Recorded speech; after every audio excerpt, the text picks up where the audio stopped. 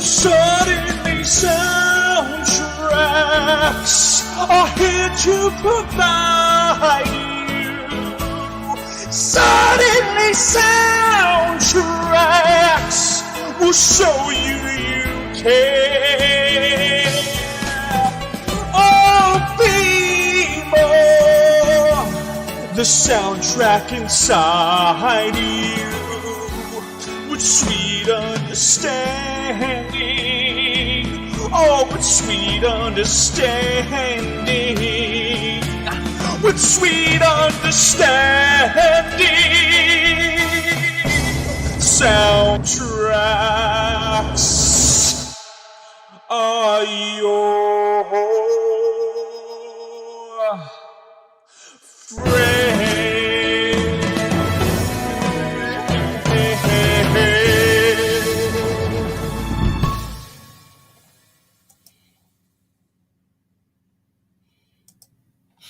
Hey guys, welcome to Suddenly Soundtracks, the show where we judge a movie solely based on the soundtrack that it provides. And I think a lot of people who saw that intro for the first time, it's great. I am Chris Clark. I am joined by Alonso Duralde, Sean Sullivan, and Paul DiNuzzio from Call to Action. I'm going to introduce first Paul DiNuzzio. Paul, this is again for Kevin Smets. We're doing this for the hashtag for Kevin. This is one of his favorite musicals. He sadly couldn't be here today, but you know what?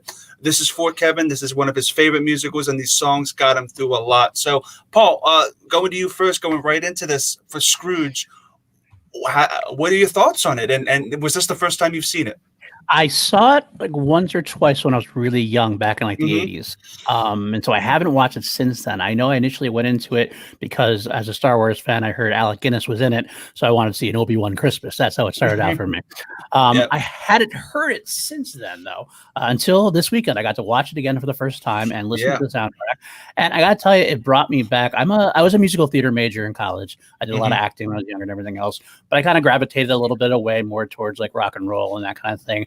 But this brought me back in a way to like the times when like I was a kid doing musicals in a way that I didn't realize how much I missed it until I started listening to it. It gave me such joy listening to this. And it's such a bygone era type thing that you don't get nowadays. There was so much like this character voice work instead of like the pop star featured voice work. It's old school, and I loved it. I dug it. So I'm all about it now. It puts you right into the spirit. Sean Sullivan. Sean, this is your first proper Suddenly Soundtracks. Proper Suddenly Soundtracks. Yeah. Yep. And this is my first Suddenly Soundtracks where we won't use the word snessy. Snessy. Nope. This soundtrack, this is the first time you've listened to it. What are your thoughts when you first going into this blind? Because you're in the blind box tonight. I forgot my chair spins. Oh, that's great. I've never seen this movie. I still have not seen this movie. I did listen to the full soundtrack, and I'm realizing that I might have seen this movie because I recognize most of the songs on it. I traditionally hate Christmas movies. I traditionally hate Christmas music. But I enjoyed the classic nature of a lot of these songs. I have been Ebenezer Scrooge in a production of A Christmas Carol before. So there's that. That might be why I like this better than most. I'm excited. I'm glad to be here with people that are much smarter than me on musical theory and Christmas and all that. And I've got my eggnog and I'm ready to go. Speaking of Christmas, he just released a book. Have Yourself a Movie, Little Christmas. Alonso Duralde has also been on the show before. He did 1776 with me for the 4th of July. So we're here for another Christmas classic. and Alonso, you know him from the rap, you know him from Linoleum Night. Alonso, when did you first see Scrooge? Why do you love it so much? And tell us about that LP you got. Oh, sure. Well, first of all, the book is 10 years old, so just put it out, but it's still out there. So please go read it if you haven't. I discovered this movie. My husband showed it to me when I was about 30 or so, which is, I know most people, especially with Christmas movies in general are so sort of trafficking in nostalgia. I think that for a lot of people, the ones they see early on, certainly with A Christmas Carol, whatever adaptation you saw first, whether it's The Muppets or George C. Scott or Patrick Stewart, like that's the one you carry carry with you throughout your life. But I was fully on to adulthood when I saw Scrooge for the first time, and I loved it. I was an immediate fan and just was crazy about it. I owned the LP because the LP is all there is to own. Like, for some reason, you know, with all the crazy soundtrack collectors out there, I have a 3-disc set for Goodbye, Mr. Chips. Who wanted this? I don't know. I have it. And that's also Leslie Bricusse music, but no Scrooge on CD. I don't understand this. I'm wondering if it's some sort of rights issues. That's really kind of weird. I don't know. I mean, there are stage productions. Like, I mean, Bricusse is alive. It's like, I can't imagine who's holding up the show here. But anyway, it's just one of those weird things. I'm glad that the movie is really kind of coming to its own. It's turning 50 this year. It's turning 50. It's a 50 year. It's the first time that Paramount has made it available as a digital rental, which it never has before. There was a Blu-ray a couple of years ago, so I think the cult is growing. It's interesting that you know, historically speaking, this movie came out like 2 years after Oliver, and in fact, hires a lot of the same crew, like, and has the same aesthetic. Same DP, same art director. A lot of the same people came back, and you know, it was also coming at the tail end of the sort of bloated '60s mega musical. You know, after Mary Poppins and Sound of Music, like all these studios threw all this money at these movies that nobody wanted to see, like Goodbye, Mr. Chips, like Hello, Dolly, and Star, and Darling Lily, and a bunch of those. So I think at the time, everybody's like, oh, we've seen this. We saw Oliver 2 years ago. Another musical with the streets full of like dancing people. I know what this is. No, thank you. But now, 5 decades on, that we have not, we didn't spend the last 8 years looking at giant musicals the way people in 1970 had. Right. We can take it on its own account and be like, oh no, this is actually pretty great. Yeah, this musical I actually grew up with as a kid. This is actually the only version of A Christmas Carol my dad would show to us, just because that was just our tradition. We would always sit down around the TV and watch Scrooge every year. So I grew up with this. There's a lot of nostalgia for it. And if you're a fan of A Muppet Christmas Carol, Paul Williams took a lot of inspiration from a lot of sort of beats and stuff from this film, including some of the music. We'll get into a couple of similarities when we get there. But this musical, for me, even though it does have its flaws, Scrooge does go to hell. And people either love that or hate that. I'm kind of mixed on that, but other than that, it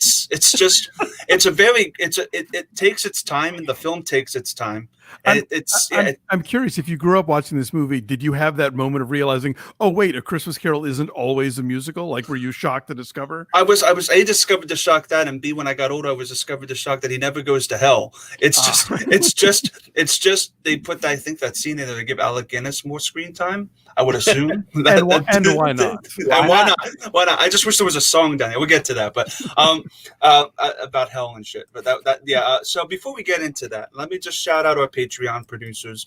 Executive producer is Ricardo Franco, Brandy Parker, and our Ruby Tier producers Patricia Carrillo, Kel the Youth Critic, Molly Damon, Michael K, Jake Berlin, Ferris Buthana, Brandon Buckingham, and Anton Patura. I hope I pronounced that correctly. I'm just going to get right into this, guys, but before I do, $5. If you donate $5, you'll be entered into a raffle from PJ's 4K collection. $25 from Maxwell's 4K collection, and $50 donations will be raffled into the Lord of the Rings or Rambo sets. So if you guys donate for Kevin, this is all for Kevin. Kevin loves this musical, and we'll get to a couple of his favorite songs that he messaged me about when we get to them. So if you're wondering how PJ decides which movies go into the raffle, it's the one that he got a steelbook of.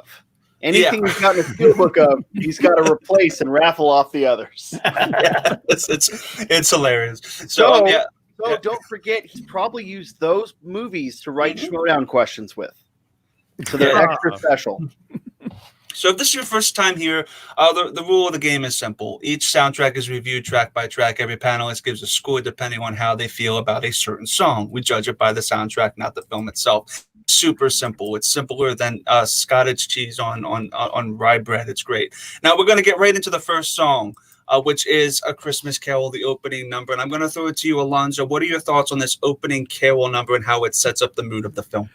Well, obviously, I think the tagline for this movie and the ads, were, "A Christmas Carol was meant to be sung." Yes. So that's kind of a cool thing. It's a play on words. Christmas Carol didn't mean the way we use that word now when Dickens was using it. And this is the first big screen musical version of the story. The TV had given us a thing called The Stingiest Man in Town that was done on TV in the 50s. And then I think it was later turned to an animated version by Rankin Bass. So, we're clearly laying the groundwork for this title, this story, but we're singing it. And somebody, I forget who, before we started said, I thought maybe this was written in the 18th century, but no, it was written by Leslie Brickus in 1969. I think that's the idea. Like we're taking you to a place like, if you had seen this in like the Roadshow production, which is how they released a lot of these big musicals, there would be like pre-credits music. There would be the overture. The overture, exactly. So depending on how you watch this, still, like I think some of the Blu-ray might have the overture, but if not, if you were seeing this later in the run where it was opening what they called neighborhood theaters, you'd be going right into the credits. So they don't have that overture to sort of work you into the mood of it. So I think it as just purely functional music in terms of like time, place, setting, mood, ambience, I think it does what it means to do. Yeah, and on the soundtrack itself, we're not going to cover the overture, but the overture is there, and the overture actually does have all the thematic stuff from the later songs in the actual film, which is really good just to set the mood for the soundtrack itself. But this chorale arrangement, especially over the beautiful illustrations of the film, I feel like Ronald Searle illustrations, which look them up online. They're really gorgeous. They look like a storybook, and it's just phenomenal. And even I will say the text is a little hard to read, but other than that, it's just the music is beautiful, and the chorale and harmonies are great. Paul, I'm going to go to you. What are your thoughts on Christmas Carol? I just love the Heavenly Choir. From the get-go, it's like what I said before when it brought me back into those old school musicals. I'm a big, I'm a big Queen fan, as you guys know too, and I love harmonies, I love choirs and things like that, angels. So this was like the perfect setup for the whole thing. I walked in going, this is exactly what I need to set it up in mood for what I need to be in. It was beautifully done. It was. I don't want to say it was not subtle, but it was not like too overblown either. It was just perfectly. It hit that right exactly where it should be, and set me up perfectly. So I loved it. 110%. Sean, what are your thoughts on A Christmas Carol? I agree. It kind of fits everything perfectly. I think it's definitely shows its age on a first listen to in 2020. That's fair. A 50-year-old piece of music here, but I think it's great. I mean, it takes me back to my old show choir days and musical production there. So I like it, but it definitely shows its age. Not the strongest track on the arsenal, but it's pretty good.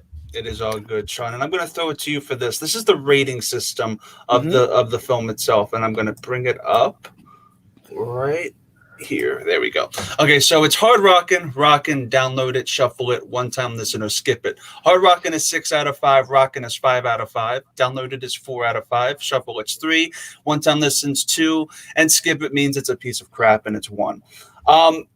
So I'm going to throw it to you, Sean. What out of that rating system would you give A Christmas Carol? I already forgot. All right, you're amazing, bud. It's right there. I'm taking a picture of this. Wait, I'm taking a picture of this. Wait a minute. Go for it. We're getting a picture. This is live, guys. Boom, live TV. I'm giving it a shuffle it. All right. Because I would listen to it on shuffle, but I would not go out seeking the song. That's fair enough. Paul. Actually, I'm the same way. As much as it's funny because he said it was like he didn't like it as much as I did, but I feel the same way. It's one of those ones that I would definitely shuffle. I wouldn't probably seek it out unless I was going to go listen to the whole soundtrack. All right, Alonso. Yeah, shuffle it. I'd say it's one of the few songs that I don't necessarily get stuck in my head after a rewatching, but it's it's perfectly lovely. My ruling of the show for myself, and it's just for me personally, it is the song itself is a shuffle, but it accurately sets the tone of the film, and it does its job for me and then for the soundtrack itself. So from that aspect and how it is in the soundtrack, for me, it's a rockin' because it sets the tone of the film, of the soundtrack. So even though the song itself, I would probably shuffle, what it does gives it a rock. It has more responsibility than the other songs do. And that's just how I'm going to roll with it. So, Paul, I'm going to throw it to you for the next song, which is Christmas Children, which is Bob Cratchit's song. You're introduced to Bob Cratchit at the beginning of the film. Everybody knows who Bob Cratchit is. He's the kind of steward of Scrooge, and he's very poor. What are your thoughts on his lament to his children? This was one of the ones I kind of meant as far as I meant in the beginning. There was not. It's a very character-like voice. I expected, like being in my more current state of mind, you would expect like a more showy voice. This is definitely a character voice, but I did like it. It was very well set up. It was a nice lilting tune. The having the Tiny Tims in there as well, the children actually helps sell it for the show itself. It's a nice tune. It's nothing nice. Spectacular for me. It's not something that it's kind of still seems like it's more set up for me at this point than anything else. It does. Yeah, it's a nice. Basically, it's a fine song. Alonso, how well do you think Christmas Children translates outside of the soundtrack? I think it's interesting because there's always been a tradition about vocalists sort of taking songs out of shows and treating them as singles, and obviously sometimes those even become Christmas songs anyway. Like I'm still baffled as to why My Favorite Things became a Christmas song, but we're just going to go with that. So good, bud. I mean, no one has that I know of really run with this one, but I think it tells a story, and it's very much sometimes Christmas songs are just kind of a list of things, like just a list of snow and sleds and candles and cookies and whatever. And so this is sort of that. It's sort of just kind of running down all these different aspects of what is exciting about the holiday and what kids are looking forward to. I love the orchestrations on this one because you've got that what almost sounds like a little like calliope or just like kind of like that little whistly in the background, which is like what you would have been hearing probably out in the streets during a festival and stuff going on. And I also like the fact that every song in this movie doesn't sound exactly the same in terms of like the orchestra sweeps up. This one has it's a little. It sounds more live. A lot of it sounds live, and how it does. Mixed. And this is frankly like a little more low rent, given that we're going through the poorer neighborhood, but they're still having a great time, and they're figuring out a way to you see Cratchit, and not to drag the movie too much, but as he's singing this song, he's buying his kids like the bargain basement version of Christmas. Behind them, you see the rich people shelling out for the really fancy version, but the Cratchits love their version anyway, and they're happy with it. Absolutely, So I think this is one of the songs that you could pull out of this movie entirely and just put it on somebody's Christmas album, and it would work. Before I go to you, Sean, I'm going to go to Alonso first. Alonso, what would you give it as a rating? I'm a download it. Cool, awesome. And Paul? You are muted, Paul. It's all good. I think it's still very professional. That's all good. I'm a shuffle. You shuffle it. It's all good, bud. Okay, Sean, what are your thoughts on my Christmas thoughts Children? on Christmas Children? I liked it a lot. I think it's funny because, again, like I said, I've never actually seen the movie. I've just listened to the soundtrack here. And again, knowing A Christmas Carol, I'm like, oh, this is Bob Cratchit and his kids and, da-da-da-da. And the song doesn't really touch on too much of that. It's funny. I like the comment about the calliope. It definitely sounds like a toy box or something. Yeah. Kind of just slowly being cranked, maybe missing a couple keys in there. I thought it sounded great. I'm gonna download it. Yeah, I'm actually with you, Sean. I think it downloaded is solid because also through the song, you're actually without even by itself, you can tell this is Cratchit buying his stuff and being happy for his children. So outside of the film, it does work. Not necessarily something you would put on a regular Christmas playlist, but something that does work and does its job, and especially in the film, establishes a very important character going forward in the actual film itself. Like, can you imagine Sinatra singing this? I think you could. You could. It's actually something that, if rewritten and out of context of the film and just given, it could be a radio hit. It could be. Yeah, it could. Back in the day, at least. The one thing I will say, I'm seeing Kristen Smith in the chat. Oh, she's about he's referencing Jen Kemp's opinions on. You know what? I think there's probably a better song to talk about this. Yeah, but it's coming up right now. I'm not a big fan of child performers. Yeah, I'm not a big fan of child choruses in Christmas stuff. Yeah. You're stealing my comments from some upcoming songs. Well, I was going to say we're definitely there. getting to that. We're going to get to that. It's next. One of them is next. It's where's Father Christmas at? Oh, I Hate People was before Father Christmas. Yeah, I have I Hate People. Yeah. I Hate People, and it's a bop. Like, I would say that this is perfect for especially a couple instances for this year. It's great. And it's very topical. Obviously, don't put this on a Christmas party playlist, but Jesus Christ, this actually does establish Scrooge in the best way you can possibly establish him, and how despicably awful he is. Again, this is actually, you can tell musically that Paul Williams from Muppet Christmas Carol took a lot from this song to form the song Scrooge, which is the opening number of A Muppet Christmas Carol. I kind of can see like the "Hello, Mr. Humbug, I hate people," and it kind of has that sort of dominating negativity that you kind of need, and it really establishes his character really well if you didn't get established enough from the 30-minute dialogue scene, which is beautifully directed. Sean, what are your thoughts on I Hate People? It's in the wrong key. Okay. Let's hear this music theory. It needs to be in a minor key. Yeah. The song is called I Hate People. Put it in a minor key. That's all I want. Other than that, it's great. Yeah. I love Paul said something earlier about whatever Cratchit's song was. I already forgot the dang name of it. Christmas Children. Christmas Children. Yeah. Paul mentioned the character voices. Mm-hmm. The voice of Scrooge singing this song is just fantastic. Albert Finney's great. Yeah. It really does a great job of setting the tone. But my God, if this was in a minor key, maybe it wouldn't flow with the musical, but like just a song called I Hate People should be in a minor key. That's all I got. What would you give it? What would I give it? Probably download it. I mean, yeah. For me, it's solid rock, and I feel like it's great. It's a bop. Paul, what do you talk about I Hate People, and what are your thoughts on it? I'll start at the bat. I think it's a rockin' one also. I love it. Exactly.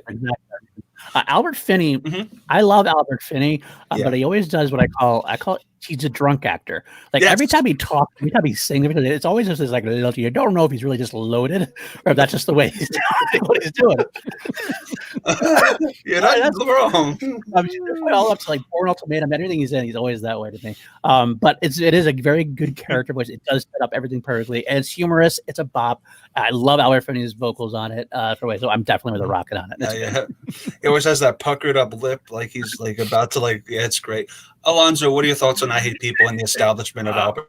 Also rockin', and you know, again, Albert Finney is carrying on a tradition that we've been seeing throughout the 60s, where again these movies got really expensive, and so and we didn't have like the MGM studio system anymore, creating musical stars as much. So you had to cast people who were names who could sell tickets, whether or not they could sing. And so like you get Rex Harrison, and you get Richard Harris, and you get Lee Marvin, most infamously, and Clint Eastwood, cast in musicals. And what these guys do, if they're smart, is they act the crap out of it. And so Albert Finney, when he has to sing in this movie, is just acting it. And he's eating it up. It works here because, like, you don't, if Scrooge is somebody who's this dead inside, you don't want him to break out in a beautiful tenor. Like, he needs to sound like somebody who doesn't really even want to be singing. That's how mad he is about this song, And look, and this is, I think, lyrically one of the strong points of the film. The idea that they could get not just one rhyme with cretinous wretches, but two of them in the same stanza. That's the lyrics in this just roll off the tongue. It's just, how do you come up with these words? And what's his name? Leslie Brickett? Brickett is phenomenal. It's a great songwriter. I also did the lyrics for Goldfinger. Yes. Yeah. And the following year, Willy Wonka and the Chocolate Factory. Yeah. So there are little things that you'll recognize. It's not dissimilar. He's like the 60s version of Danny Elfman. All right. So we're gonna go right into Father Christmas. Speaking of kids songs and singing and obnoxiousness. I'm gonna go to you, Paul, because you seem like you love this one. And you're muted, Paul. I Yeah, I think that this is definitely a skip it for me. I mean, I'm with Jen Kemp on this. I have children. I love my children. I love my nieces and nephews, but I can't stand listening to like children singing and being all cutesy and stuff like that. It's not for me. I'm never going to listen to it ever unless it's on the in the movie. It was on the soundtrack. I'd even skip it on the soundtrack. It works in the movie. Yeah, it works. It works for what it's supposed to do. Absolutely, but like as a separate piece, I don't want to listen to it. I want to give it commends just for this, is because if we didn't have this, the reprise and the finale wouldn't have worked in the slightest. Yeah, that's fair. But that's all the positives I can really give Father Christmas. It's a great song and it's catchy. It's just how it's performed. It's not something that would be easy on the ears if you're going back to listen to this on the soundtrack itself. It's a good scene, but if you have the finale already on the soundtrack, there's no point in having the children version of it. That's just my opinion. I will say it's a skip it. I'm going to give it. I was going to give it a one time, but I'm like, no, I would not go back to it. I'm not that kind. I'll give it the one time then. Okay, I'll give it one time. It's pretty freaking. The children are bad, okay? The children are real bad. I don't know if this was a film shot in England. I don't know if this is an English cast. I think but the fake English. Oh, it is. Okay. I was going to say, the accents from the children almost sound fake English. Like, what's the worst Cockney accent we can put on and sing? They may well be like posh kids trying to sound like Dickensian urchins, you know. So, but I mean, the song itself is catchy and it kind of grates on you, but in like a childish way. I don't know. I'll give it the one-time listen. All right, cool. That's where I'm at. Alonso, are you with us or are you with Sean with giving it a little pity? I might give it a one-time listen, but really, and again, I know we're not supposed to talk about the movie, but this song works best with the choreography. That's really, it's just sort of there to support all of the running around and hat tossing and stuff that's going on at this point in the movie. The kids' voices are really irritating and they're trying too hard, but we do get a better version of this later for sure. Yes, of course. And don't be afraid to talk about the movie. You can, just don't make that be the basis of your rating. That's the main thing. So we're going to go right into the next song, which is See the Phantoms, where you get to hear Alec Guinness sort of sing. So in the film, you're introduced to Jacob Marley, Alec Guinness, who hams up the scenery and just and I watched along last night. Me, Max, and PJ and Pat Hogue were all wondering, okay, why was he okay with this but not with Star Wars, and how like he's always had a negative kind of connotation with Star Wars. Fantastic and unrealistic it is, but he was able to be so hammy 7 years prior with Jacob Marley, and he really kills it. He does. He had some negative associations with this movie too, because he broke a rib in the flying harness. Shit. Oh, okay. So he didn't love this one either so much. God. But you know, it's the Star Wars thing is its own other story. Monster, but yeah. Alonso, what are your thoughts on him kind of singing "See the Phantom"? Again, this is what I'm talking about. This is when you act your way through a song. You know, like the very musical that this show is named for. Like, you know, Rick Moranis can carry a tune and he's a fine singer, but then you go back and listen to the original cast album or off-Broadway cast album for a Little Shop, you're like, oh, that's what this part sounds like with a singer. Okay. The singer. You know, so yeah, Guinness is not a singer, but you know, he can perform and he's going to perform it in the most ghostly fashion possible with a lot of whispers, and it's great. Yeah. The sequence also is horrifying. As a kid, that was the ghosts coming to the screen were terrifying. Before I go to Paul, Alonso, what would you give See the Phantoms? I would say it's a shuffle it. Yeah, it's a shuffle it for me too. I feel like also it's just, again, he's not really singing. He's just kind of like, and it's kind of like I wouldn't really go back to it. Yeah, it's what the kids call a recitative, I think. Yep. Paul. All right, look, I'm Alec Guinness's worst nightmare. I've tried it in my older age as I get older to more respect his other things, and I've watched him in other things. But always, as a kid, of course, came back to Obi-Wan for me as well. So I have a nostalgic based on that. I gave it a download it because to me it was like Obi-Wan went to the dark side. Oh, and it was very Sith Lord Christmas. Very Sith Lord. Great. That's a great viewpoint. Oh, that's awesome. So that was interesting enough to me, and the performance is there. So in a film that's full of a lot of bouncy, fun songs, this is a very dour, most like a demonic kind of dark feel, and it really breaks it up nicely. So I should love this. I give it a download for that reason. It's all good. It's all good. Sean, would you be listening to this while you're playing Squadrons? I don't know how you call this without the context of the movie. This is not a song. Yeah, it's a monologue. It's true. It's true. Like this is like the scene in the animated Lord of the Rings when you first encounter Gollum, right? There's a bit of score playing behind it, and Gollum's just like, "Yes, I am Gollum." Like it's not a song. It's a monologue. Yeah, it's a monologue over music. So, do I enjoy the monologue? Yes. Am I going to download it? No. In what context am I going to, make the remix? I'll get back to you on that. So I'll shuffle it, right? Like, I'm okay. I'm okay listening to this in, in context.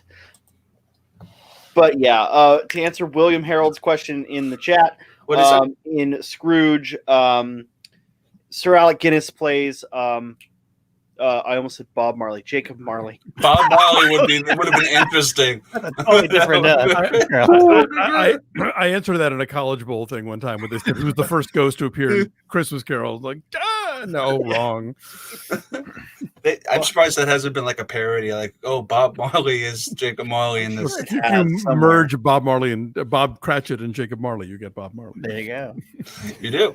All right, guys, we're going to go right into, okay, this is the first song where I would probably say that this translates not just outside of the film, but it probably translates really well to a literal Christmas party, because you're introduced to Fuzzy-Wig.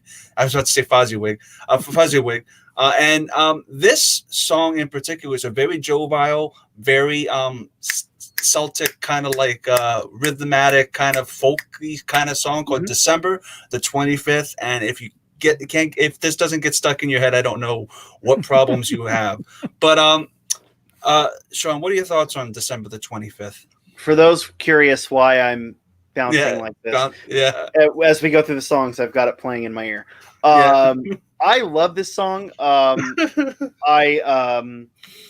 We did actually perform this when I did Scrooge. It was a school production, so of course it had to be a partial musical or whatever. But yeah, this was part of that. I like this song. I do know it, so it does translate outside of the musical.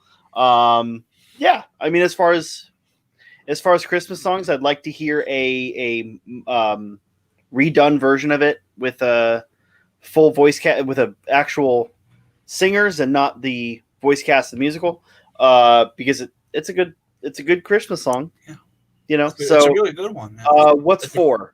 What's 4? 4 is download it. We're downloading this one. Yeah. Also, it's solid. Paul. I might. By the time we're done, I might change my mind. It's all good. I'm going to go right for Rockin'. I do love it. This is the first, you said it like it's a very Celtic feel. It's the first of a couple of tracks in that vein. But you said it right. It does translate right out of the film. You don't have to watch the film for this. This is a very nice party, jolly. Grab some Jameson and dance the night away. And it's an Irish folk song that you need. And it's a great character. It fits the musical both, and it fits the soundtrack both. It's great for the whole rigmarole. So I love it. I'm going to give it a rockin'. I'm putting it on my next Christmas playlist. Yeah. The interesting thing is, before we go to Alonso, is that on the soundtrack, it's not a duet. It's just Fozzie-Wig singing it, and it isn't the duet that's in the film. I don't know why. Maybe it's. I was always under the impression that maybe it originally was not made as a duet, but then they added his wife in, and it's interesting. Alonso, what are your thoughts on December the 25th? Oh, for sure, rockin'. Like, how are there not more Christmas songs called December the 25th? Like, that's of course, we have to see all the loops they have to jump through to rhyme things with 25th, but they do it. They do it. Like cretinous wretches, they figure out like Pith, Kith, Myth, and I forget what else. But yeah, no, this is a lot of fun, and this definitely I think would loan itself to a cover from somebody who is of the river dance school of Celtic. Celtic Woman should be all over this. She should be doing this one. Yeah, or whoever did Come On Eileen, they'd be great to do this. You know what? Okay, so I've been convinced. We only get 2 rockins, right, Paul? You get 2 hard rockins. Hard rockins 6 out of 5. Yeah. You have all the rockins you want. Yeah. Oh, okay. Well, then in that case, I misunderstood that score difference. Oh, it's great. Then you know what? I will say this is a box of rocks. Oh, it's box rock. Wait, no, that's bad. Wait, that's bad. This box rocks. There you go. But I want to hear a Flogging Molly cover of it. Oh, there you go. There we go. Okay. Yeah, it's easily a rockin' for me too. I feel like this song in particular just has a lot going for it. It's an earworm, and that goes a long way for a soundtrack, especially when you have some songs that probably won't translate as well outside of the soundtrack. When you have one that hits and it hits hard, it's a big fish in a small pond. So that's my take on December the 25th. Okay, so we're gonna get into You, which, let me just say this, and right now, is it kind of gets split in half in the film. He sings half of it, goes to the flashback, and then sings the other half of it from the past. We're doing Happiness first, right? And Happiness, then into You? That's what I mean. He starts with singing You, and then it goes into Happiness, but on the soundtrack, they're separated into 2 tracks. Yeah. So first, we're going to go with You, and then we'll get into Happiness next. I'm going to throw it to you, Alonso. What are your thoughts on kind of his... Scrooge is kind of realizing that he has a lot of regrets in his past and dwelling on them with You. Well, I'll tell you, you want a minor key song. Here's your minor key song. Because he's watching her dance, and it's heartbreaking. It is really beautifully wistful, and I could see somebody like Petula Clark who was around or at this point who actually was in the Brickus musical of Goodbye Mr. Chips could have really do a cover of this one that's great. Finney is again acting the crap out of it and really conveying the character's tragedy. Not something that I would want to have pop up on a playlist necessarily, but in the context of a musical and as a the thing, one of the things about musicals that's so great is that you can take what would have been pages and pages of dialogue in another movie and it's a song and the song tells you, it moves the plot forward, it tells you who the characters are, like all that kind of stuff that we look for in other ways in movies. And so You I think is so much of this character. Like, we have to know the curmudgeon, the sort of misanthropy of the character. We have to understand the tragedy and the regret, and then we have to get to the redemption. And this is the tragedy regret part. Yep, it is. And I do actually prefer how they actually mixed it in the film, where they put the first part and make it go into Happiness, and then they outro it with the ending of this song. On the soundtrack itself, Alonso, what do you give You before I go to the other 2? I will say I'll say it's a shuffle. Okay, yeah, I think it's a solid shuffle too. If this was mixed like it is on the soundtrack, it would be because I'm gonna combine the 2 for Happiness. But go for it, Sean. What are your thoughts on You? So disregarding context, the piano and the strings do something awesome with the hauntingness of the song that pairs really well with Finney's voice. Finney's voice itself, it's fine. But the actual musical arrangement in this is so atmospheric and moody Haunting. that I will give it a download. Yeah. In fact, I'm gonna go see if I can find an instrumental track later to use for D&D. Oh wow, that's good luck with finding that, since it's not even on digital. I mean, just get David to compose it. Paul, what are your thoughts on You? I'm going to give it a download of 2. It is definitely Finney's best vocal performance of the entire soundtrack, I think, and it's perfectly adequate. Again, you could have better singing, but again, I agree entirely with what Sean said about the atmosphere. The piano itself is very lilting, very haunting, very almost dark. It's kind of got that very. It's not quite dark, but you definitely can feel the tragedy in it and the heartbreak in it and the yearning from it. So I definitely like that one quite a bit. We're going to get right into what the song and the film segues into. And actually, this is a song that Kevin told me is one of his 3 favorites through a lot, which is Happiness, which is, where's my happiness? Oh God. Everybody's wondering. Oh, you know what? I'm just going to go here. I don't have the happiness graphic. I'm just going to make I guess I overlooked that, but it is Happiness, and I'm going to throw it over to you, Paul. What are your thoughts on Happiness, the song itself from the flashback? To me, this was the closest we get to the featured voice type track that I was talking about earlier, like a pop star would come in and do that big blow 'em away type number vocally. The actress is very solid. She's got a wonderful voice, and she does a great job with a piece that I love how it goes from actual happiness, but then by the end, is it quite happy? No, not so much. And but it's a great acting piece, and it's through this song specifically, even outside the musical, you get what the feeling, you get what they're going for, so it works. I actually had this as one of my favorite on the album as well. It's my rock. It's a rocking one for me. Even if it's not really a rocking song. It's just it's very, very beautiful. Alonso, what are your thoughts on Happiness? And this whole flashback sequence is really well shot.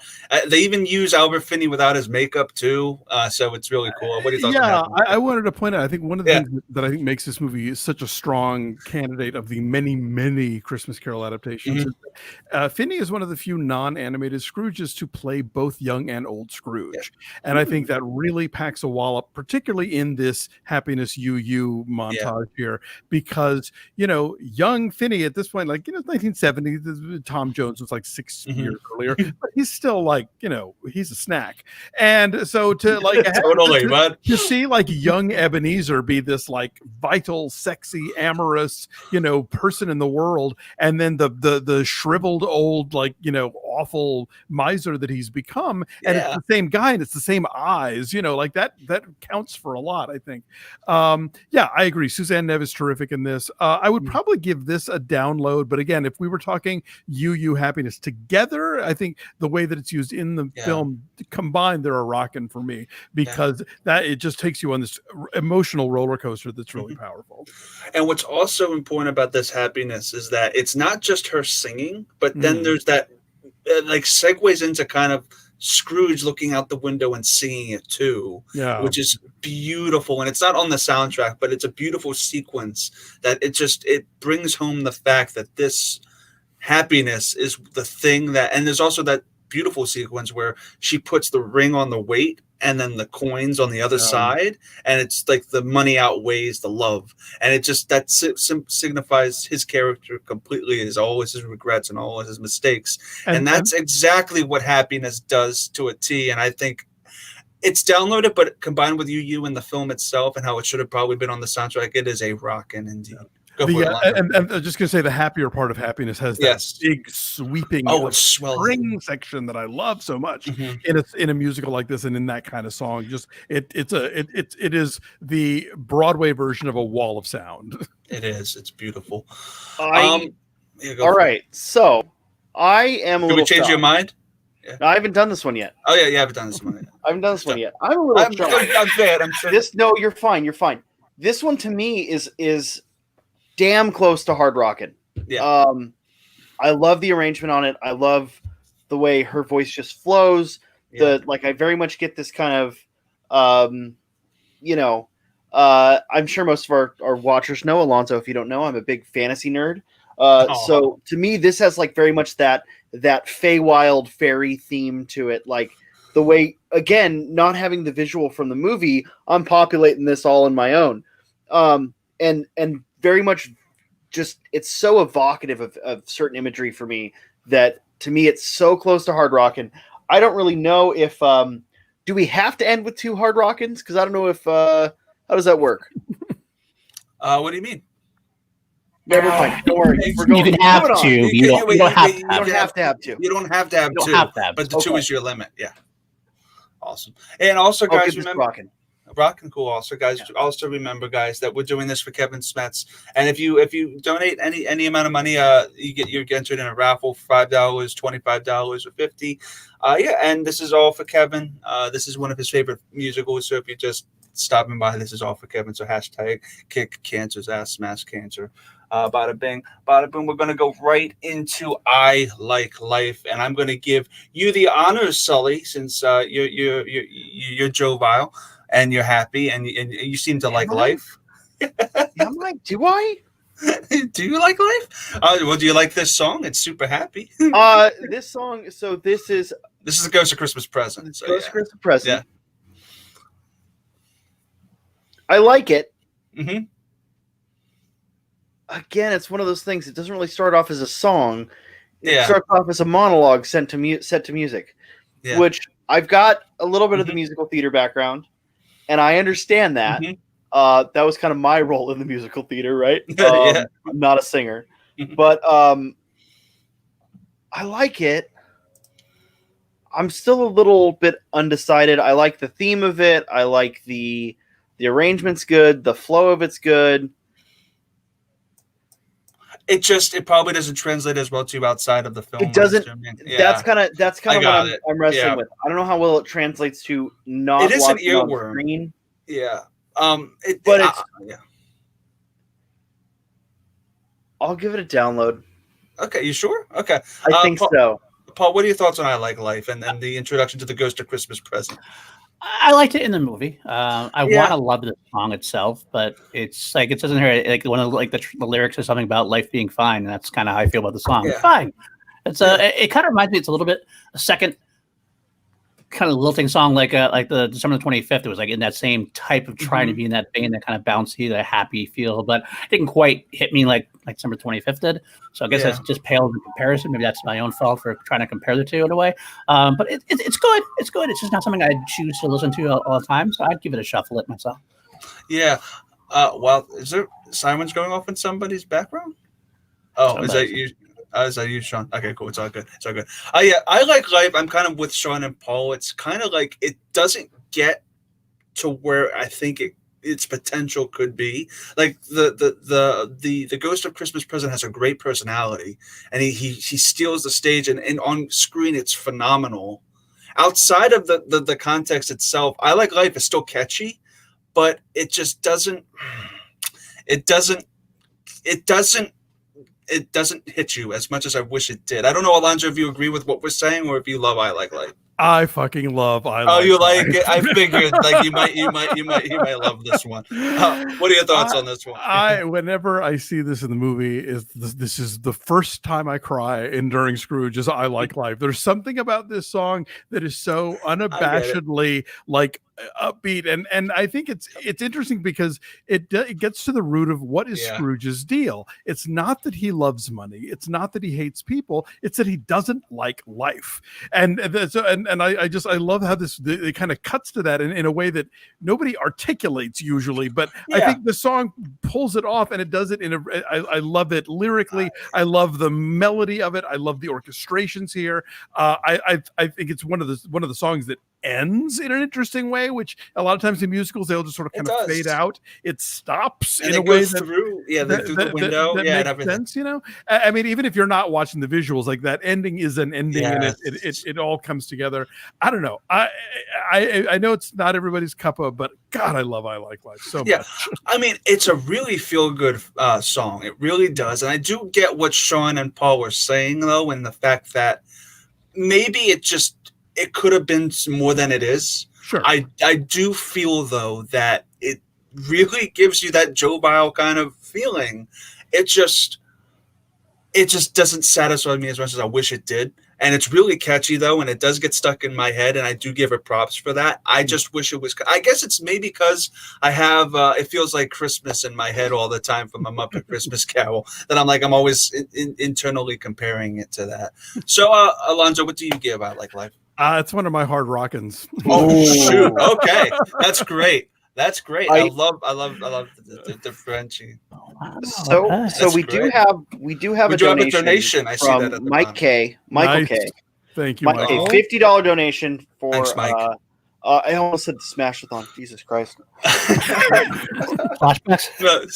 Somebody. Flashback. No. If you don't know this, so the Alonso, we did a Smash-a-thon. And it was for 28 hours. Yeah, 28 hours. It was 30, Paul. 30? I mean 30? Yeah. We just weren't I part was of the hilarious last at the end. That's right. I was up for these 38 hours. 30 hours for Kevin Smets a couple weeks ago, and oof. Look, I like the guy. I like the guy a lot. We love him. Friend. We're down for a couple days after that. This is for Kev. Oh man. Look, sorry, go ahead. No, after you. No, I was saying, for people who are tuning in, like, we're talking about, one of the great sort of redeemed characters of all of English literature, Ebenezer Scrooge. And, the whole thing about him is that, by the end of the film, he understands that mankind is his business. He commits to helping out Tiny Tim. He turns his life around. He becomes more generous and less of a penny pincher. So you guys need to, like, open up your wallets and give some money to this thing, because we're talking about A Christmas Carol. And the irony of not donating money while we're talking about A Christmas Carol is just, you're going to be visited by ghosts. It's not going to be pretty. So let's make this happen. Mike K does say that his two hard rockins, I'm going to read these out of order. Okay. His two hard rockins on the soundtrack would be Thank You Very Much and I Like Life. Well, all right. So Mike K agrees with you. And then he says, of course, #Smash Cancer. Yeah. I will say I Like Life has a great sequence where Scrooge is drunk, and he's drunker than Albert Finney usually is, and he's like super, like, really. I do love that. My opinion of this song kind of is, I'm is gonna Albert give it. Finney my spirit animal, because apparently he's always drinking on camera. I'm just gonna give it a download it, because you know what, it might grow on me now that I'm thinking about it still. But it was a bop when we watch it. When you watch it, it feels good. Regardless. I definitely liked it more when I watched it. I'll agree with that. Yeah. I liked it while I watched it. It was when I listened to the soundtrack afterwards, I was kind of like, yeah, I get you. And it's how it translates outside of it that is what matters at the end of the day. But we're going to go right into A Beautiful Day. This is Tiny Tim's song and Jen Kemp's favorite song on the record. So it's also Kristen Smith's favorite song. It's another child singer. And I think Tiny Tim, though, does the best he can with this. Paul, what are your thoughts? I'm going to you for this one, Paul. What are your thoughts on Tiny Tim's song, The Beautiful Day? It's not a beautiful day. It's just a good kid. He does it. I mean, he does his best. I feel bad. I almost feel bad rating it that way, because the kid's tried his best, I think. But like, it's just boring and hard to listen to. And it's got a great message, I'm sure, and everything else. But I was like, okay, let's get going. So I definitely skip it. Right. It works for the sequence in the film because you're establishing Tiny Tim. But outside of that, it's a skip. It's necessary for. I prefer Father Christmas to this. Yeah, me too, actually. Yeah, vocally though, I think it's better than Father Christmas. But the song itself, I just wouldn't go back to. Sean, I've never wanted to kick a kid's crutches. Oh God. Oh, great! Woo! We're doing this. Awesome. No, I'm kidding. That's terrible. I would never kick a kid's crutches. However, I would kick the crutches out from the general concept of this song. Nice recovery, Sean. Nice recovery. This song is a pull up acquired taste again. Yeah. Burn the original cassette tape of it. Oh, you want to burn it? Okay, I'm going to add it. Like, I don't mean like burn it onto a CD. I mean literally like throw it into a campfire. Kill it with fire. Never happen. Kill it with fire is not the 0 out of 5 rating on this show. Let me change my rating then, actually. Off the rocks. If you want to call it Kill It With Fire, go fucking ahead. All right, you guys are doing this for the first time. Kill It With Fire. Alonso, are you through the fire and flames, or are you going to start the fire? No, we did not start the fire. Let's be clear about that. This is, like, again, not blaming the kid. The kid did what the director asked him to do. I have an issue with Tiny Tim in general. Like, there is something so, like, he's such a Victorian conceit. He's just there to, like, MacGuffin your heartstrings and like woo. And I always go back to Oscar Wilde writing, one would have to have a heart of stone to read The Death of Little Nell without laughing. It's like it's such a this is like the worst thing Dickens does, is let's give you this sad little moppety character that you can feel bad about. And I have almost never liked the Tiny Tim in a movie, just because I think the character is so irritating. I really can't stand this one. Again, not the kid's fault. He's doing what he was directed to do. But in the same way that whenever you watch Willy Wonka and the Chocolate Factory, you always go to the bathroom during Cheer Up Charlie. This is the song that you can go grab a snack during, because you don't need it. Yep, exactly. I think we're all in agreement. It's a skip it for me. Would that be a skip it for you, Alonzo, or what would you give it? Skip it into the fire.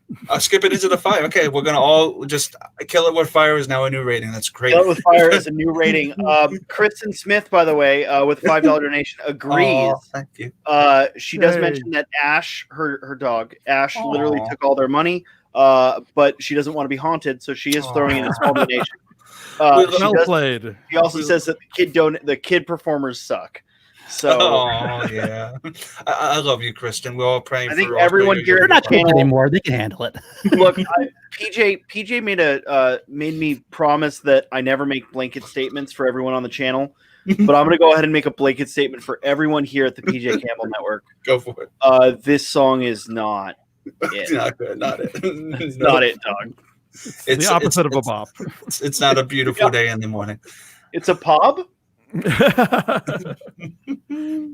All right, so we're going to go right into we're almost done, guys. Happiness, the Reprise, which essentially this is the one that's actually on the soundtrack, where after he sees Tiny Tim and he realizes it's him starting to redeem himself and realizing about himself and who he is and how much he actually cares about the people around him and not just he just wants his happiness back. Alonzo, what are your thoughts on this riveting reprise of Happiness by the great Albert Finney?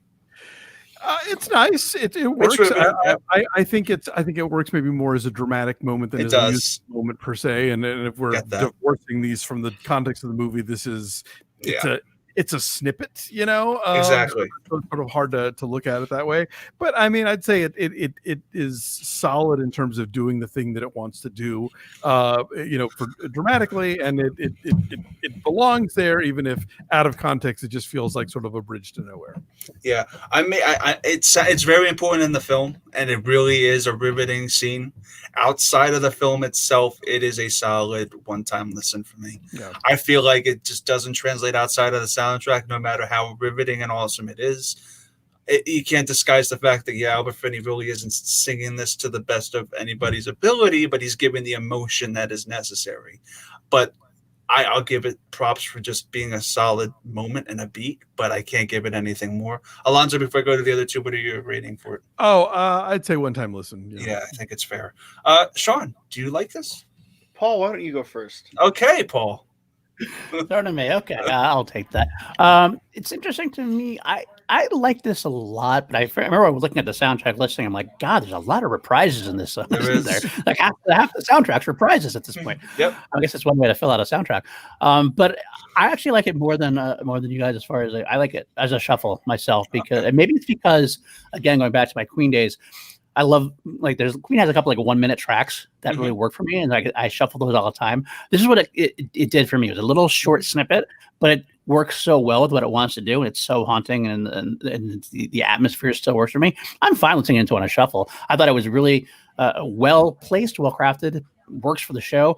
So I mean, again, I'll shuffle it because it's only a minute. So I mean, what the heck? So if I didn't like it, it's just a minute to be done within a minute anyway. So I'm okay with it. I like it. So Sean, have you gotten a chance to listen to the song? All right, strap in. No, I've listened to it. Oh yeah, 7 times now. Oh God. On repeat while y'all have been talking. Yeah. I mentioned before that a lot of what I'm looking for on these tracks where the singers aren't as good, I'm looking for the musical arrangement. This musical arrangement literally blows me away. Wow. Albert Finney only has 6 lines in it.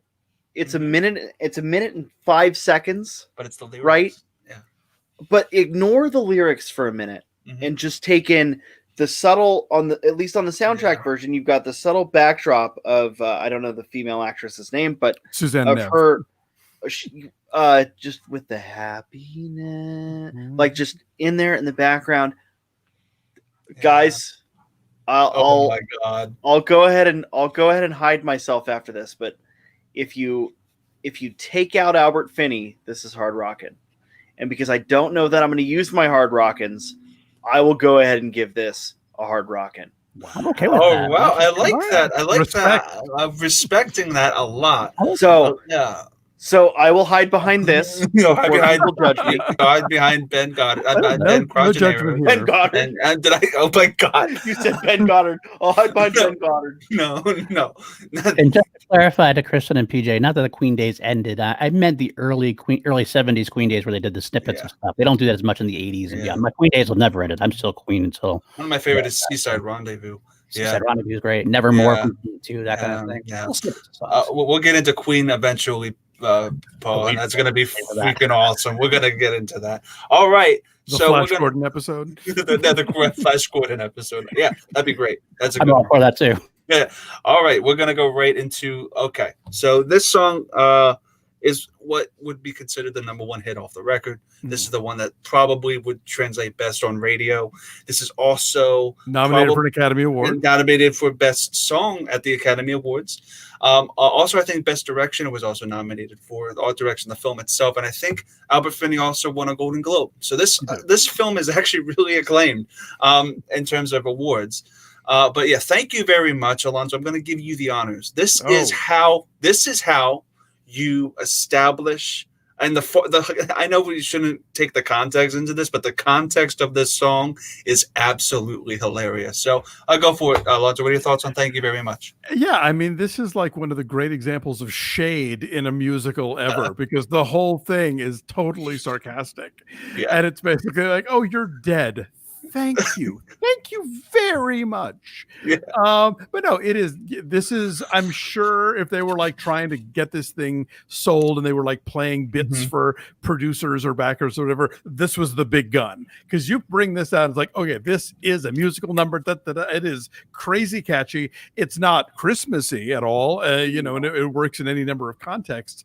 In fact, that year, either that year or the following year at the Academy Awards, and I wish I could find this on YouTube, like Burt Lancaster and Petula Clark and I forget who else sang this song because it was about how like when people are accepting their Oscars they say thank you, but they did all these different verses in different languages, so like in Spanish and French and I wish that was on YouTube. Yeah, it's one of these days it's going to pop up. But anyway, yeah, this song is, if any people who only vaguely remember this movie remember this song. Yeah. So it is a rockin', no question. Yeah, it is my one of my two hard rockins. This is how this is A, very catchy, but B, also it makes this my favorite Christmas Carol version of the Ghost of Christmas Future.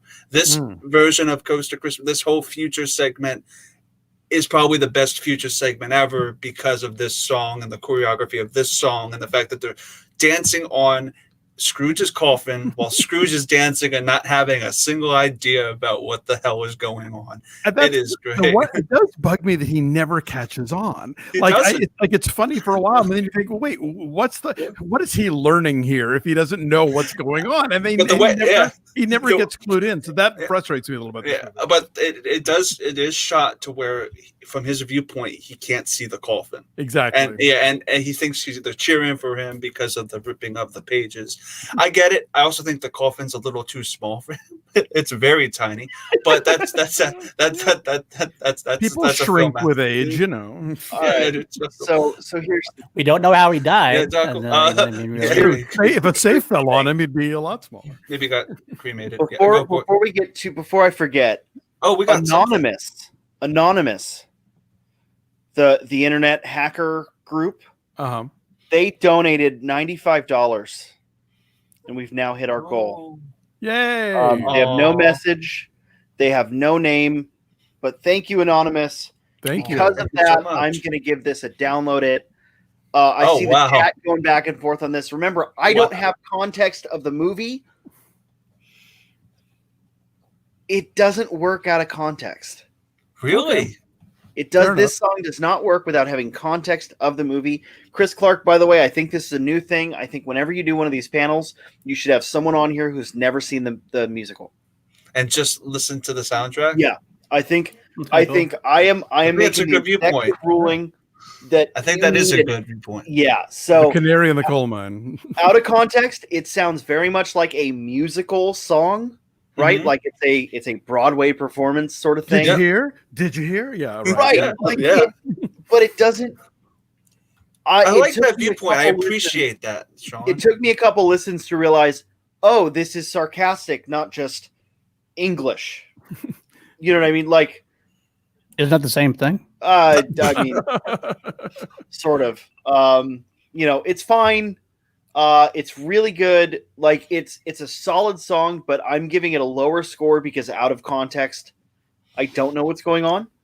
I have no idea that it's Ghost of Future. I almost said Future Past. Ghost of Christmas Future, talking about Scrooge's death. Like, I don't have that context in the song. It kind of, I could get a little bit of the sarcasm. I can get that it was, you know, I can get a little bit of that, but without context, it doesn't. I get it. And that emotional hook. Totally makes sense. It makes sense, and I love that viewpoint. By the way, I will that, watch this movie this weekend. I promise. I no, promise it's all Kevin, cool. I will actually recommend you do watch it because your family might really like it and appreciate it. Well, I don't have family. Oh, that's I just have my money bags. Money bags. It's great, Sean.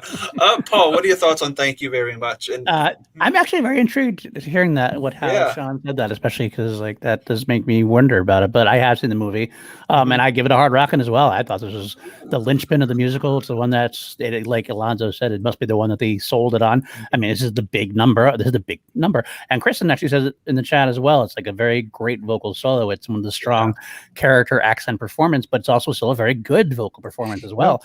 And you bounce along, and I love the sarcasm. I love how Albert Finney performs in this as well. The whole thing. This is the one I keep singing at the first time I listened to the soundtrack. This was the one number that I went back to, like immediately was in my ear and never left. So this is one I would put on, and definitely the hard rocking for me. It's the one you can imagine a high school marching band do. Yes, exactly. That's good. And also, this is the second song on Kevin's list that he says got him through a lot. So this is "Thank You Very Much." So we're gonna go home stretch here, guys. With this song in particular is Kevin's favorite song on the record, and is one that really has helped him through everything that he's gone through. For me personally, "I'll Begin Again" really is the redemption of Scrooge. He wakes up after he goes to hell. Yes, Scrooge goes to hell. You can either like that or not like it. I just want to say, I think it's great that Scrooge goes to hell because so many of these adaptations, like he sees his own headstone and freaks out. And it's like, dude, you knew you were going to die. Like that. Yeah. Your death alone is not enough to scare you into redemption, but hell sure is. That's a good point. Yeah, actually, that actually makes a lot of sense. Him going to hell is really cool. You get greasy guys with muscle suits and dark hoods. You get a lot of chains, and you get more Alec Guinness. It's a good sequence. I wish there was a song down there, but it's a really cool visual. But "I'll Begin Again" is one of the best redemption songs ever in film. I kind of think that this is a great kind of it really establishes that Scrooge has changed. Paul, I'm going to give you the honors. "I'll Begin Again." What are your thoughts on this song? First of all, just really quick about the going to hell. Did anybody else get reminded of like the Batman '60s TV show? I kind of felt like they're in Mr. Freeze's hideout. Under the red lights. Yeah, red lights. That's not wrong. You're not wrong at all. That's what I got. So I'm totally mixing my franchises. I had Star Wars with Alec Guinness. I had Batman. It was all sorts of good. But again, this is I agree with everything you said, Chris. This is one of the better redemption songs I've heard in a while. It's a character voice with Finney doing it, but the orchestration of it, the musicality of it takes advantage of his voice, and it ends up being this great, touching, powerful moment, and it really serves the story and serves the general feel of what you're going for. So I'm going to go with "Rockin'." I loved it. This is a perfect ending type song. Not ending, but you know what I mean. Yeah, especially when we get into the finale. Sean, what are your thoughts on "I'll Begin Again"?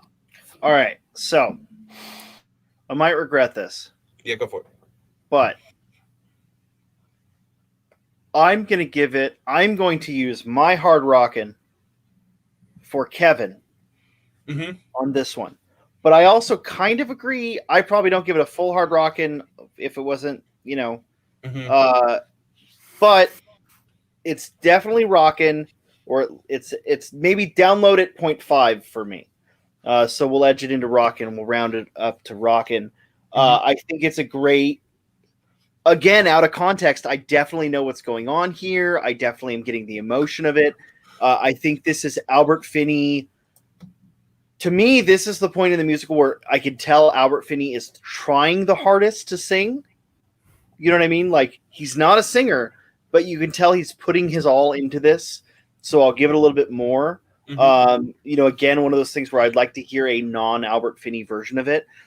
The one note I will make for PJ Campbell in the chat, without, again, watching, I didn't know who was cast as these. Every time I heard Scrooge in this soundtrack, I was picturing William Hartnell. And if you don't know who William Hartnell is, he's the first Doctor in Doctor Who. I was just getting him, or you could substitute him for Filch if you need to. What a character! The guy who plays Bob Cratchit's in Doctor Who. Is he? So, I believe. Yeah. I do like this song a lot. I wouldn't personally give it a hard rockin', but I will spend my hard rockin' in honor of. This would have been Kevin's. Probably Kevin Smets. Yeah, and I also forgot his name, which is silly because I was texting him today. Yeah, it's so good. And also there are better vocal versions of this, in particular the Broadway version, and which isn't on Spotify, but you can get the Broadway soundtrack on Amazon. And the West End version is really good too. Sammy Davis Jr. recorded this actually, and Sammy Davis Jr. recorded it. And I remember. Having heard his version kind of affected my take on this, because I think earlier when I first got to know the movie, I probably would have given this a rockin' just on the level of how much Finney sells this emotionally. But then you hear the Sammy Davis Jr. version, like, oh, this is actually a song. Like, this is actually, there's a melody here, like a singer can make this thing and, give you all the emotion. So I'm going to go down to a download it for this version, because everything you guys are saying about it is true. But this is one like where somebody who has both sort of vocal facility stylings and the ability to sell the meaning and the emotion of a song can really take it to a whole next level. Yeah, for me it is rocking.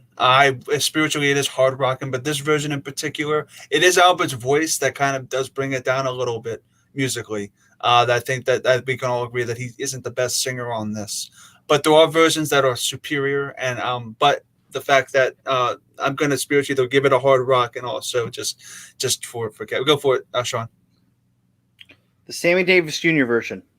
Oh, did you just listen to it? I don't like the arrangement as much. No, that's true. But I'm going to take the alternate stance of Alonso on this, because I can now see more merit in it. I'm definitely giving it my hard rockin' and not just the spiritual hard rockin'. Because look, I can't fault an actor for not being able to sing. I can fault the kids. I can The song itself is a hard rock. Look at you. Hold on. Hold on. We're gonna children. This doesn't work as well with the layout. There you go. Go for it. A for effort. Okay. Kick that crutch. Scene.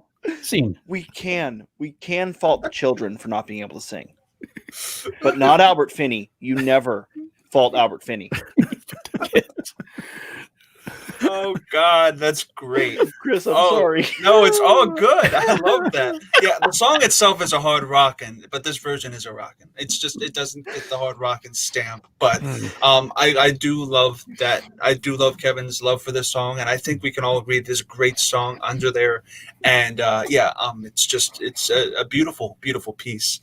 We're going to go right into probably one of the best Christmas finales in any film, which is just a giant medley of I Like Life, Father Christmas, and Thank You Very Much, of them all just parading through the streets, dancing, being happy that they don't owe any more debts, and probably the entire village is going to go into bankruptcy. It's going to be,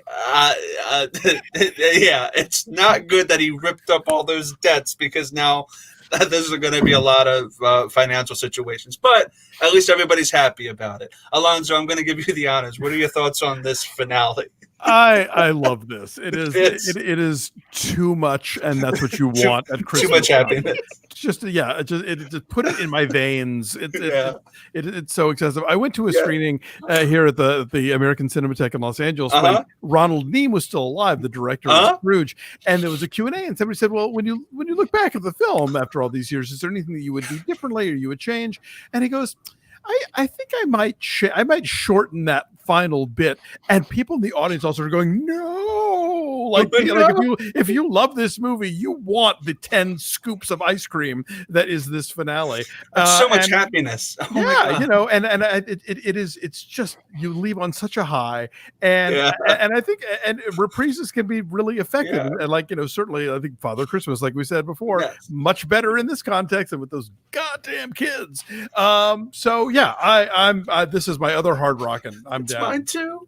Yeah, it's just too much happiness. This is just too much happiness. This is my second actual hard rock, and this finale is one of the greatest finales ever that I've covered here on Suddenly Soundtracks, just because of how much happiness is here, and it's happiness overload, and it's great. I love how he goes into the Cratchits and he like makes the wife scream when he takes off the beard. You have to buy Scrooge's Redemption, and this movie sells it to you hard. I just want to know how Tiny Tim is going to play with that carousel. Like, is he just going to sit there and look at it? But it's big and it's cute. Paul, what are your thoughts on the finale? So sugary sweet. I think I got diabetes after watching it. That's how much it was, but exactly the same thing. I loved it tremendously. It is so sweet, but this is what you want in a Christmas show, Christmas song, Christmas miracle. If you buy, like Alonso said, if you buy Redemption, and they sell you hardcore, then it's everything you need and everything you want. This is my second hard rockin' as well. I would never see it truncated in any way, shape, or form. I want it all. I want it now. Give it to me, the whole thing. Loved it. Yeah, Brandy. Him taking out everybody's debts is probably something he's going to regret. But you know what? That's for Scrooge too, which was never done. Still Scrooging. Still Scrooging. Just Scrooging like for money. Sean, this all right. So Sunday, go for it. Apparently, I'm the odd man out on all of this. Oh, is it too happy? It's not. It's too happy. Bah humbug. No, it's good. It's fine. But it's a little too much for me. I think that I can tell you what. So first and foremost, Father Christmas is still all the kids singing it. There's no redemption for Father Christmas. Well, it's more harmonized. I think that you guys are masking how terrible Father Christmas is by burying it in the rest of this finale medley. So there's that. Second, it's really good. What I would have liked a little bit more was some of that like Father Christmas weaved into I Like Life. A little bit more of that weaving that you'll get if you're doing like if you're doing a medley at the end of a musical, you get a little bit more of that those songs weaving together, and there's none of that here. Yeah. You get a snippet, a reprise snippet, you get a reprise snippet, you get a reprise snippet, and then you get the reprise of the first song. Like, give me a little bit of weave together. You want like the middle of West Side Story where they're doing like Tonight and all that. I want the end of La Resistance from South Park. Yeah, that's exactly. But yeah, I mean it's great. It's great. I've already used my hard rockin', so I'll give it download it 0.5 again. Also, you get a handbell choir, for Christ's sake. Like I'm a sucker for a handbell choir. Gotta fight. Yeah, and you gotta just I can't wait for you to actually see that sequence, Sean, and just be like, oh God, I will. We're gonna have a heart attack. I will report back, and it will be I'm sure covered by the official PJ Campbell network. It will be Twitter official. The other moment I always cry at is when Scrooge accepts an invitation to lunch. That's all. Oh, yeah. You may. Yeah, that's a good one. And it also interweaves all the stuff and all the side characters that they spent hours on. So it's just it built up to that moment, and it was phenomenal. So guys, that is Suddenly Soundtracks. We reached our goal of 300 for Kevin Smets. This was all for him. #SmashCancer. I'm going to throw it to Paul. Paul, what are your final thoughts on your overall thoughts on the soundtrack itself, and what would you give the soundtrack itself overall? I love the soundtrack. It does exactly what it needs to do. There are some moments of skipping because the kids we don't like. Obviously, we've already talked about that enough. We hate the kids. We hate kids. That's the if you get anything from the show, we hate kids. It's great. But overall, only one hit till one subscriber till we hit 400. Somebody else subscribe right now. So, but overall, yeah, no, I'll finally go subscribe, I guess. oh, I will continue, Paul. I would give it probably somewhere like a 4.5. I could download it between download and rocking, because the ones that work really work, and the ones that don't really don't. So overall, I'd still. I was already subscribed. Yeah, it's all good. What's your favorite song on it, Paul? Favorite song is definitely "Thank You Very Much." That's definitely the one that sings on. Oh, cool, awesome. Sean, what are your overall thoughts on the record? Since you came into this blind, coming into this blind, I'll give the soundtrack as a whole, keeping in mind it's a Christmas musical. Mm-hmm. And I already said at the start of this, I don't like Christmas movies. I don't like Christmas musicals. I don't like Christmas music. I don't like Christmas. I don't like children. I said that at the start. Remember when I said that at the start, chat? I've had a huge change of heart. I've had a huge change of heart. Thematically relevant. I've had a change of heart. Really quick, I just subscribed to Action Industries, so you got 400. We're at 401. Mount Schmodown also subscribed. I've had just like Ebenezer Scrooge. I've had a change of heart. I love this musical. It's probably my favorite collection of Christmas music. Again, I need to find a remixed, remastered, redone version of it. I need to actually watch it, I guess would be great. But yeah, I quite like it. Do I need to give it a number rating? Yeah, give me a rockin' or skip it. 3.9. So you are a just shy of download.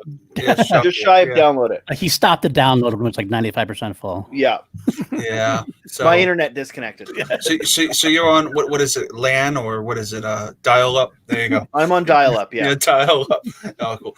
Alonso, you what are your overall thoughts on the record? What would you give it, and what's your favorite song? Yeah, I mean, I think it's a I think when we're talking about soundtracks, we kind of wind up even the ones that we really like, we sort of divide them into the category of like, this is an album that I love. It's this album of music is so great, or this collection of songs from a movie I like, or score of a movie I like reminds me of this movie that I like. Yeah. This collection of songs reminds me of this movie that I like. So I don't necessarily throw this on to like have Christmas music on per se, but I do love the movie. It is one of my very favorite Christmas Carol adaptations, and I think the songs are great. So even if the album doesn't necessarily exist for me in the context divorced from the film, it's still a great collection of stuff. I'm a big Brickus fan. Like I said, I have the 3 CD Goodbye Mr. Chip set. I'm also like Willy Wonka and the Chocolate Factory, probably the movie I've seen more times in my life than anything else. So I'm down for his brand of this. My favorite song is probably I Like Life. It just, I don't know. It caught me by surprise. Like I even never having seen this movie, I knew Thank You Very Much, but I Like Life. By the end of it, I was like, this is what. That's great. So yeah, I find it transporting. Yeah. For me, I'm between December the 25th and Thank You Very Much. I go for it. Sean, what's your favorite song? My favorite I don't think I asked you that. Is still Just for the Music. Happiness Reprise. Happiness Reprise. Yeah, just for the arrangement. It's funny that you said this was by Leslie. I'm going to screw up the name, but Brickus. Because I was thinking this really reminds me of Charlie and the Chocolate Factory. Yeah. Ta-da. Yep, it is. Yep. 1 year later. 1 year later, I think. So he was writing this at the same time, essentially. Right. But yeah, overall, this soundtrack, I think a lot of songs translate better in the film. That's just a lot of it does, and it's very uneven because of it. But the music, it's still my favorite Christmas movie. It's up there with Beauty and the Beast, Enchanted Christmas for me as like one of the best Christmas movie musicals ever. I know that's a weird thing to say, but I think Beauty and the Beast, Enchanted Christmas is also really awesome. But I will say this is that Scrooge and everything and how it's performed and how atmosphere, whether or not you like the hell sequence or not, or if it takes you out of it or not, it does serve a purpose. So excited to see this hell sequence. Yeah, Scrooge goes to hell, but it's also wonderfully cast. And for me, I think it's a solid download. It's not rocking, it's not perfect in any stretch, but it does a lot more good than bad. So it's a phenomenal piece. So I'm going to go over to you, Paul. Where can the good people find you online? At Paul_DiNuzzio on Twitter. You can find me on Called Action. You can find me on Action Industries. Find me on PLD Projects, which is my channel, and producing coming up next on SCN. Cool. Awesome. Sean, where can the good people find you? Can I just say before we go too far, we're getting some John Roca levels of plugging from PLD here. You're on too much stuff, Paul. Oh, God. All right. So you can find me here at the PJ Campbell Network as the special correspondent for silliness. You can, of course, find me on BoxBox here at the PJ Campbell Network. If you are unfamiliar with BoxBox, BoxBox is a show where we open a box, decide if that box rocks or if it's a box full of rocks. That show, of course, is engineered by the one and only Chris Clark. It features myself, Maxwell Haddad, and Kristen Smith. It's a wonderful barrel of laughs. Last episode, we had James White. Previous episode was William Bibiani. Next episode, who knows?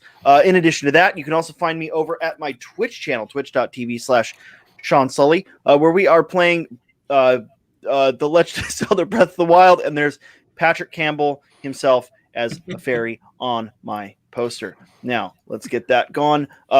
You can find me on Twitter at Suit Up Sully. I don't wear a suit anymore because I put on about 30 pounds and none of them fit. It's all good. Suits are great, Sully. Alonso, where can the good people find you? Let's see. I'm at A Duralde on Twitter, ADURALDE. You can read my reviews at therap.com, THEWRAP. I currently host 4 podcasts: Linoleum Knife, Breakfast All Day, Who Shot Ya, and A Film and a Movie. And because it's December, I get to say, buy my book. Have yourself a movie Little Christmas. It's awesome. A movie Little Christmas right here. Buy his book. It's awesome.